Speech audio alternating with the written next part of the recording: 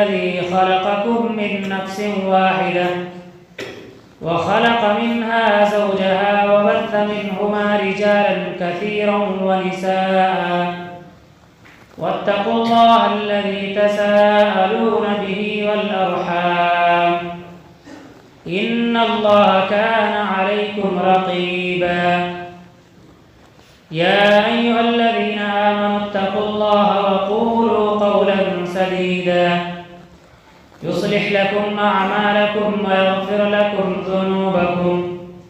ومن يطع الله ورسوله فقد فاز فوزا عظيما أما بعد فإن خير الحديث كتاب الله وخير الهدي هدي محمد صلى الله عليه وسلم وشر الأمور محدثاتها وكل محدثة بدعة وكل بدعة ضلالة وكل ضلالة في النار. أعوذ بالله السميع العليم من الشيطان الرجيم. بسم الله الرحمن الرحيم.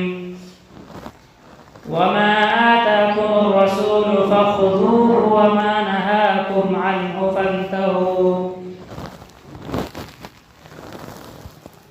برادران اسلام، نوجوان ساتھیوں، پیارے بچوں، تمام قسم کی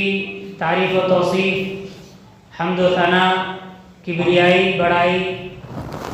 اس وحدہ لا شریک خالق کائنات مالک ارض و سما کے لیے ہے،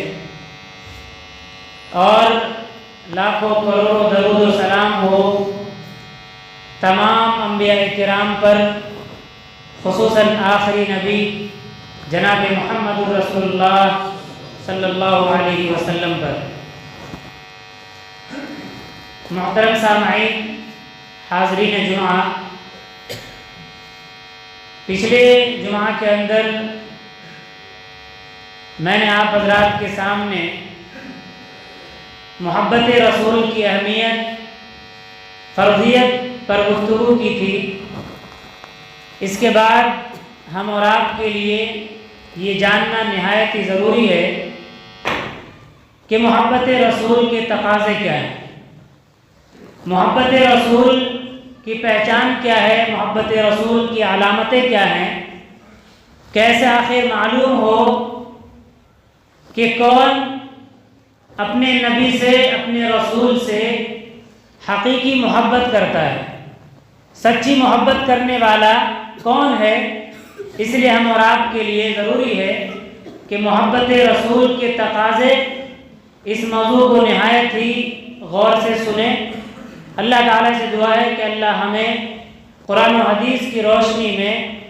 باتیں بیان کرنے کی توفیق دے،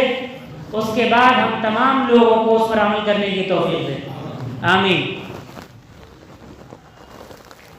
محترم سامعین، جس طریقے سے وہ چابی جس کے دندانے نہ ہو، وہ چابی جس کے دندانے نہ ہو وہ تالا کھولنے سے قاصر ہے، وہ چابی جو بالکل پلین ہو، جس کے اندر دانت بنے ہوئے نہ ہو،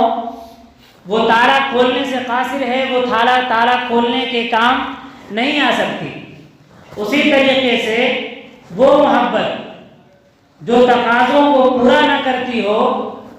وہ انسان کو جہنم سے نجات نہیں دلا سکتی۔ وہ محبت کام آئے گی جو تقاضوں کو پورا کرتی ہے، ورنہ رسول اللہ صلی اللہ علیہ وسلم سے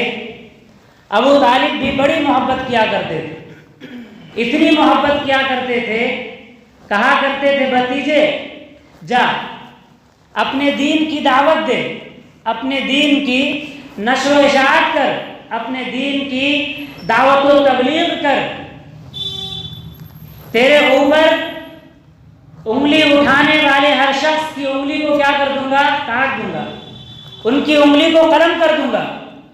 بڑی عجیب محبت کیا کرتے تھے۔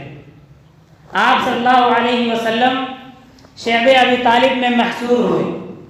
یہ اپنے بیٹوں کو لے کر خود بخود بند ہونے کے لیے پہنچ گئے، اتنی محبت کیا کرتے تھے، بے انتہا محبت کیا کرتے تھے۔ رات چھا جاتی، نبی کے بستر پر جا کر کھڑے ہو جاتے، آپ کو جگاتے، بھتیجے اٹھ اپنے بستر کو بدل لے، بستر چینج کر لے، تیرے بستر پر میرا بیٹا آ کر لیٹ جائے گا، سو جائے گا، اور تو اس کے بستر پر جا کر لیٹ جا۔ اگر ایسا نہ ہو کہ کبھی خدا نخواستہ کافروں نے حملہ کیا، کافروں نے وار کیا، تو تو بچ جائے گا اور تیرے بدلے میرا بیٹا قتل ہو جائے گا۔ کتنی محبت کیا کرتے تھے۔ آپ صلی اللہ علیہ وسلم سے پوچھا گیا کہ اللہ کے رسول صلی اللہ علیہ وسلم، اتنی محبت کرنے والا چچا کہاں جائے گا؟ اتنی محبت کرنے والا چچا کہاں جائے گا؟ آپ صلی اللہ علیہ وسلم نے فرمایا کہ میرا چچا جہنم کے وسط میں تھا، جہنم کے بیچ میں تھا، میں نے اسے کھینچ کر جہنم کے کنارے پر لے آیا، اس کا پورا جسم آگ سے بچ گیا، اس کے قدموں کے نیچے آگ کے 2 انگارے رکھے جائیں گے، جس کی شدت سے، جس کی حدت سے اس کا دماغ ایسے کھولے گا جیسے چولہے پر ہانڈیاں کھولتی ہیں۔ اللہ اکبر۔ یہ محبت تھی، یہ محبت ان کے کام نہ آ سکی، یہ محبت انہیں جہنم سے نجات نہ دلا سکی، یہ محبت انہیں جنت میں نہ لے جا سکی۔ کیوں؟ کیونکہ انہوں نے محبت کا جو پہلا تقاضا ہے، محبت کا پہلا تقاضا کیا ہے؟ پہلا تقاضا یہ ہے کہ محبوب جو بات کہے اسے تسلیم کیا جائے، محبوب جو بات کہے اسے تسلیم کیا جائے۔ اس لیے نبی کریم صلی اللہ علیہ وسلم نے فرمایا تھا، مسند احمد کی حدیث ہے، حدیث نمبر 20 ہے، آپ صلی اللہ علیہ وسلم نے فرمایا کہ وہ کلمہ لا الہ الا اللہ جو میں نے اپنے چچا پر پیش کیا، اگر وہ اس کلمے کو تسلیم کر لیتے، اگر وہ اس کلمے کو لا الہ الا اللہ کو مان لیتے، فَهِيَ لَهُ نِجَاتٌ، تو یہ کلمہ اسے جہنم سے نجات دلانے کا ذریعہ بن جاتا، جہنم سے نجات دلانے کا باعث ہو جاتا، اور وہ جہنم سے نجات پا جاتے، جنت میں داخل ہو جاتے۔ لیکن انہوں نے نبی کے اس تقاضے کو، محبت رسول کے اس تقاضے کو پورا نہ کیا۔ محبت رسول کے دعوے دار تو بہت ہیں، محبت رسول کے دعوے دار تو بہت ہیں، لیکن سچی محبت کرنے والا کون ہے؟ سچی محبت کرنے والا وہ ہے جو محبوب کی پہلی دعوت لا الہ الا اللہ، کوئی مشکل کشا نہیں، کوئی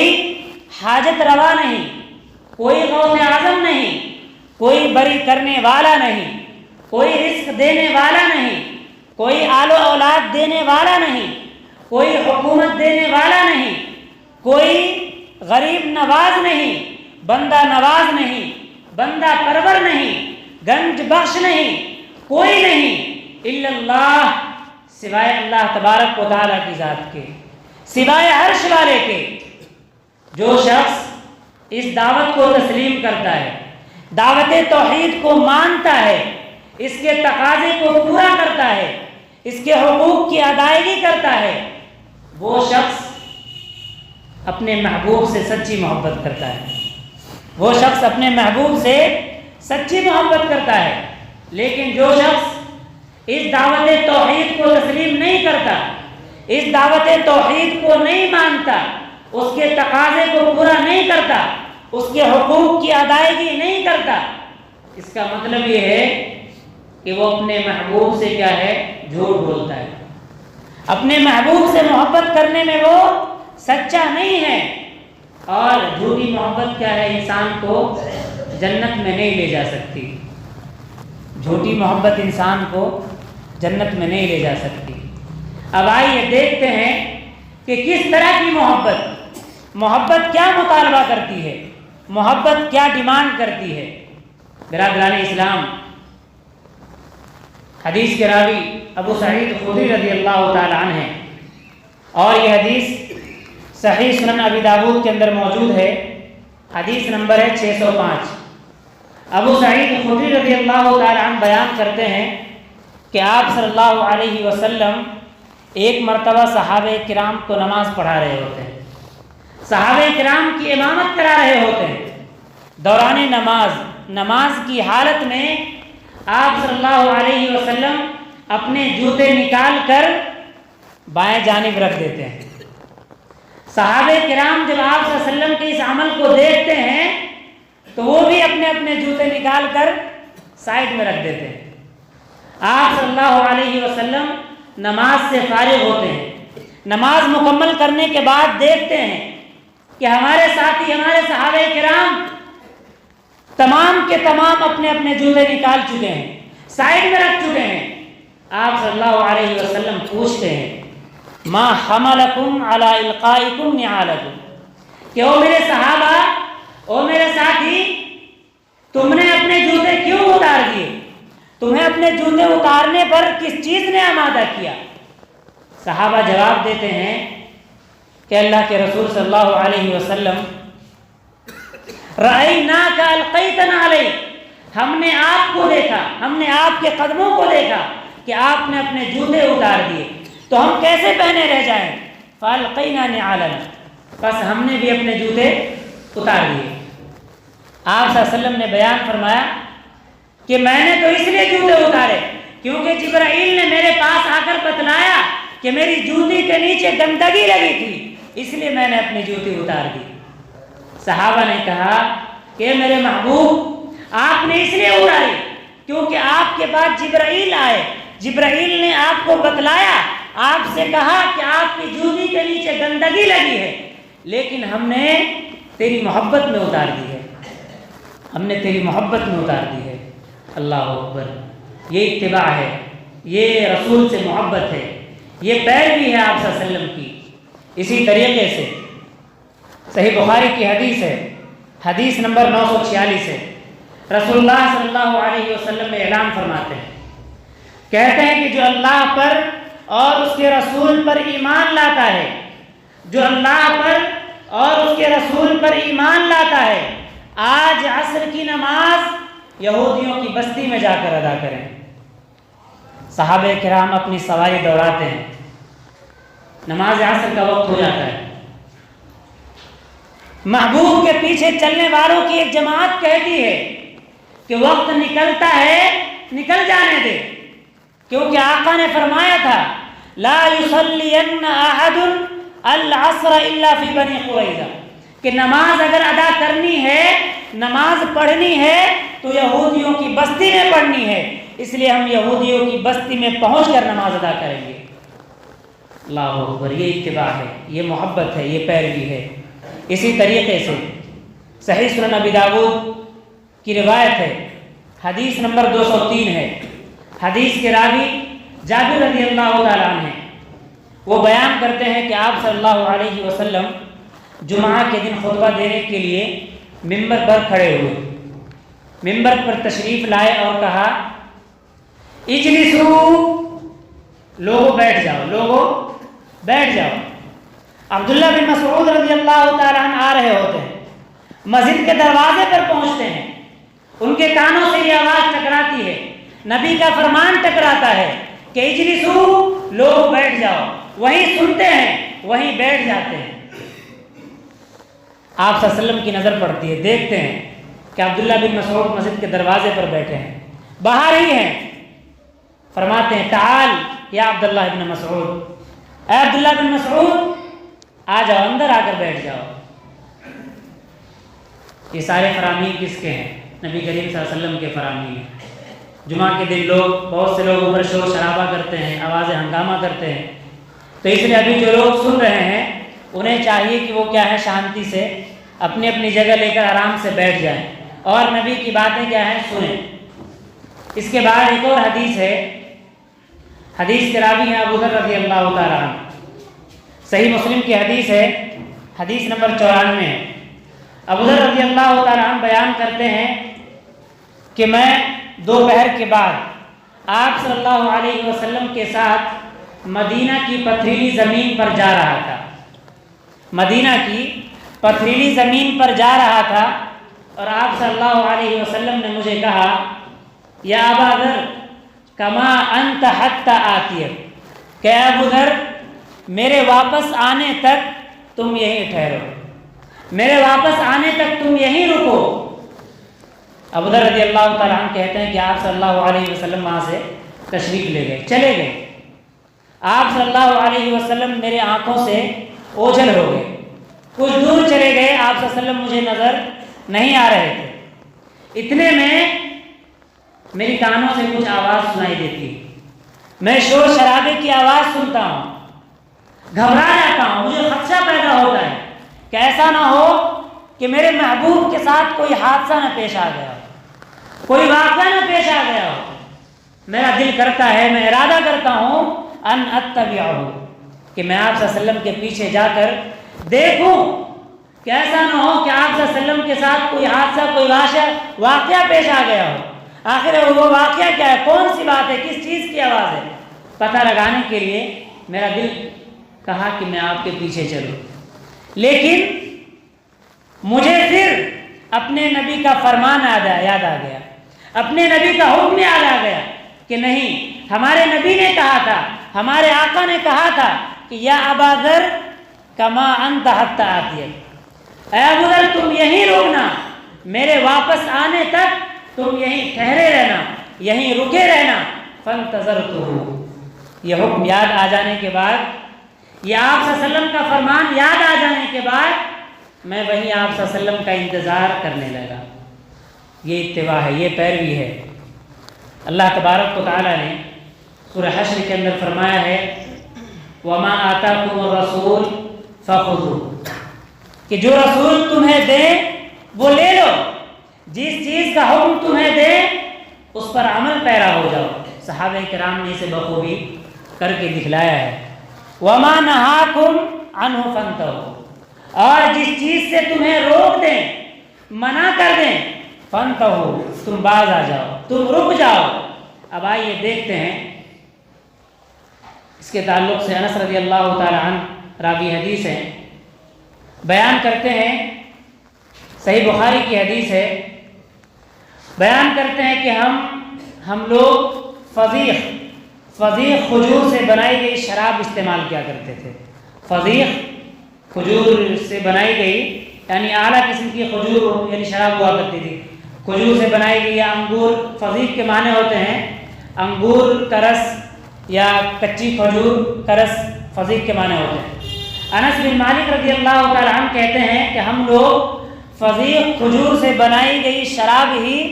استعمال کیا کرتے تھے۔ ایک مرتبہ ایک مجلس کے اندر میں، ابو طلحہ رضی اللہ تعالی عنہ اور دوسرے لوگوں کو شراب پلا رہا تھا، جام کے مزے لے رہا تھا۔ اتنے میں ایک آدمی آتا ہے اور پوچھتا ہے ہل بلغکم الخبر،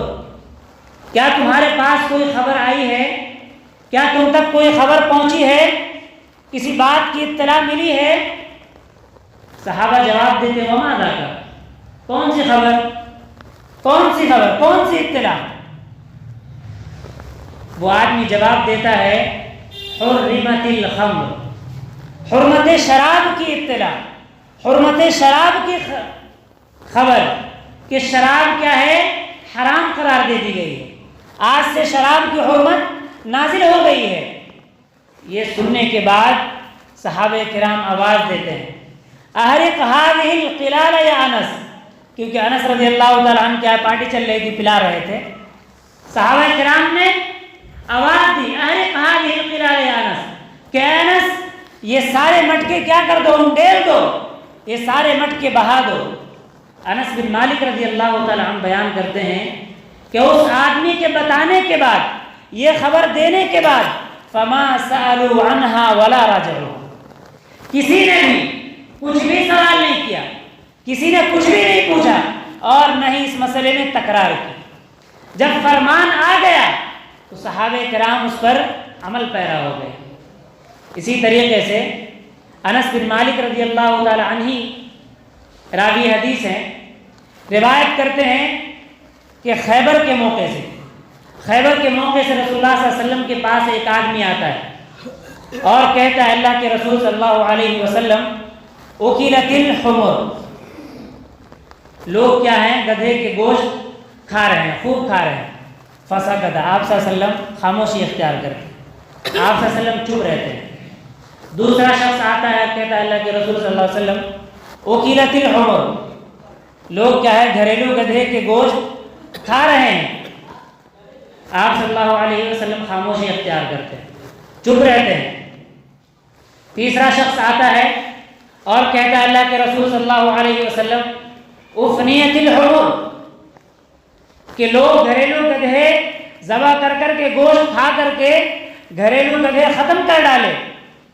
یہ سننے کے بعد آپ صلی اللہ علیہ وسلم ایک منادی کو آواز دیتے ہیں اور کہتے ہیں جا کر اعلان کر دو ان اللہ ورسولہ ینہیانکم عن لحوم الحمر الاہلیہ، کہ یقیناً اللہ اور اس کا رسول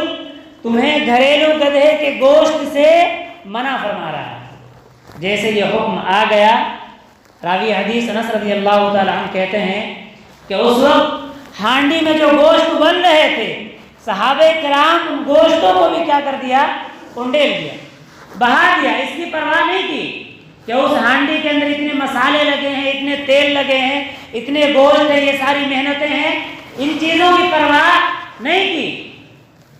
ابلتے ہوئے گوشت کو ہانڈی سدے کیا کر دیا، انڈیل دیا۔ اسی طریقے سے تیسری حدیث عبداللہ بن عباس رضی اللہ تعالیٰ عنہ بیان کرتے ہیں کہ آپ صلی اللہ علیہ وسلم نے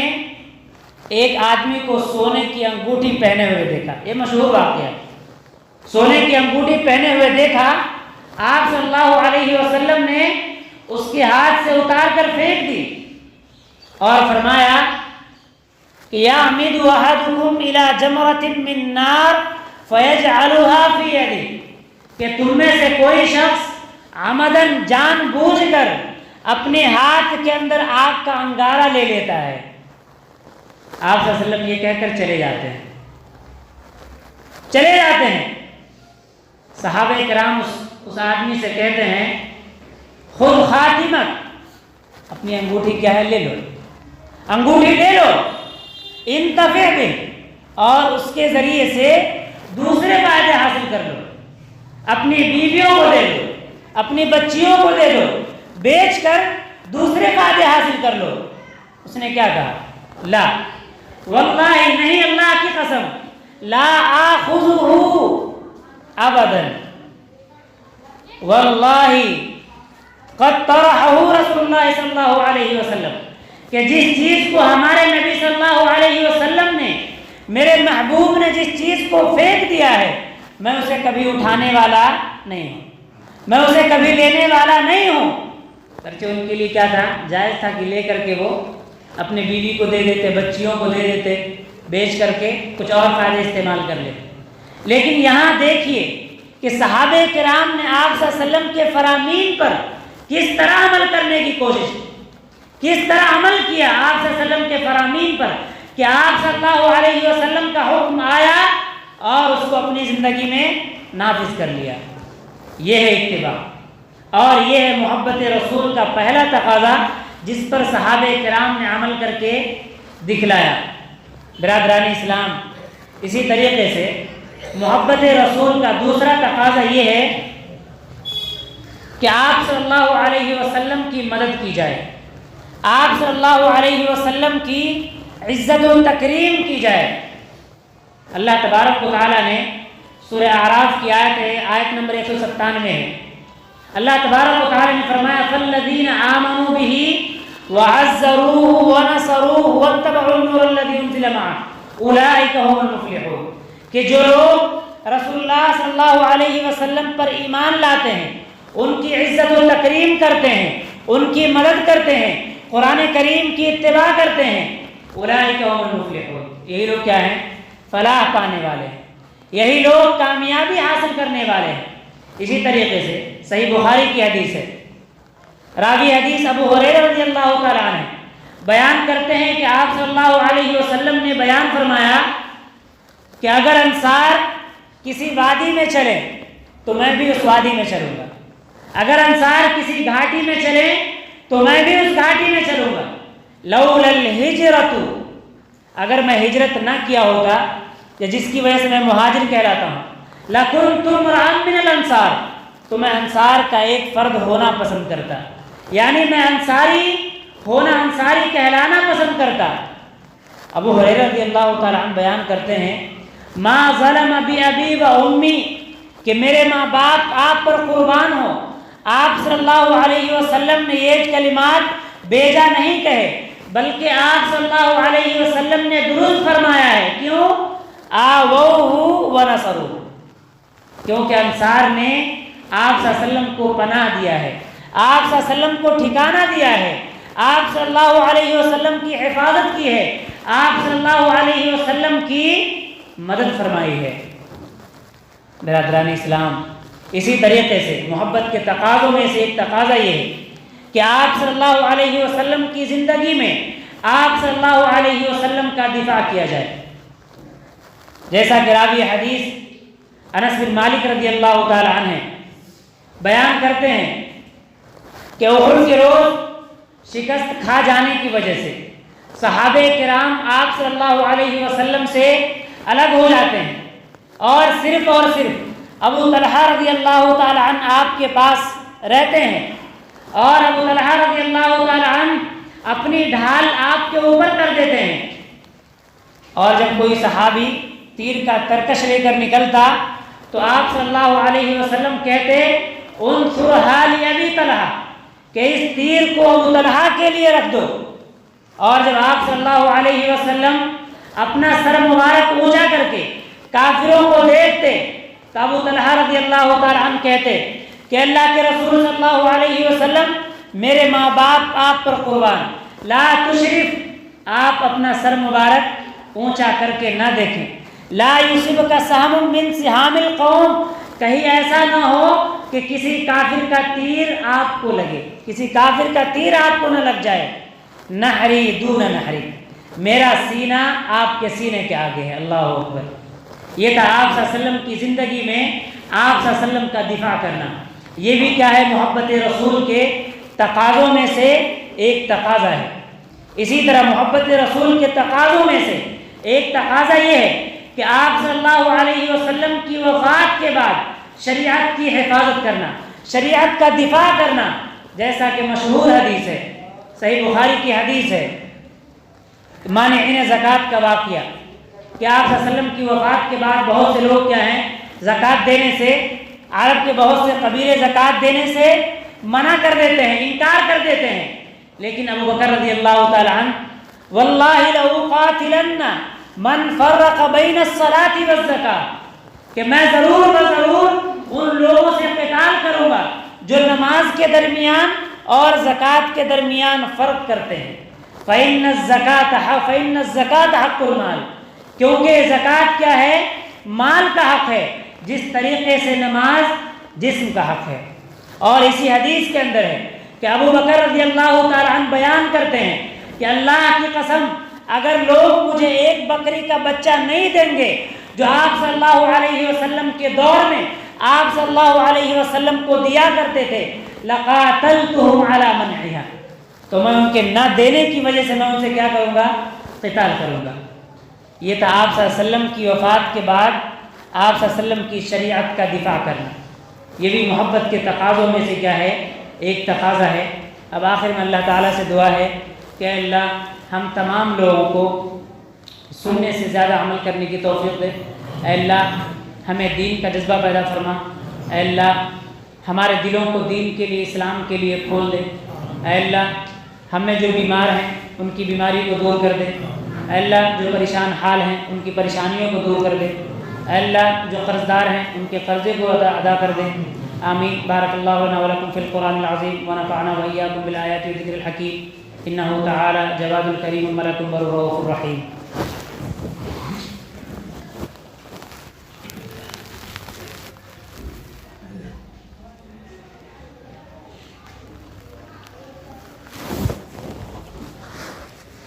ان الحمد للہ نحمده ونستعینه ونستغفره ونعوذ بالله من شرور انفسنا ومن سیئات اعمالنا، من يهده الله فلا مضل له ومن يضلله فلا هادي له، واشهد ان لا اله الا الله وحده لا شريك له وأشهد أن محمدًا عبده ورسوله أما بعد فإن خير الحديث كتاب الله وخير الهدي هدي محمد صلى الله عليه وسلم وشر الأمور محدثاتها وكل محدثة بدعة وكل بدعة ضلالة وكل ضلالة في النار۔ برادران اسلام، نوجوان ساتھیوں، اعلان یہ ہے کہ پالی گنج کے جمیل بھائی، ان کے پڑوسی یا ان کے جاننے والے